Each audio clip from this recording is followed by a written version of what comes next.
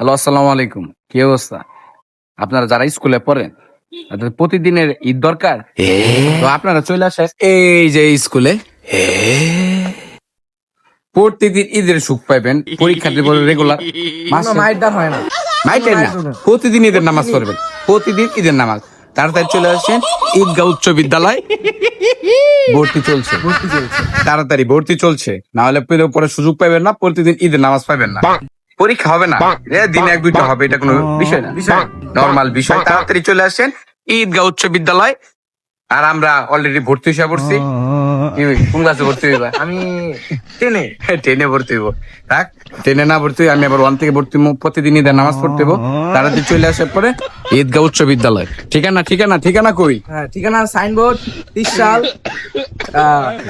ঠিকানা কি জায়গা যাই হোক, তাহলে একটু সাইনবোর্ড 30 সাল ঈদগাহ উচ্চ বিদ্যালয় কই?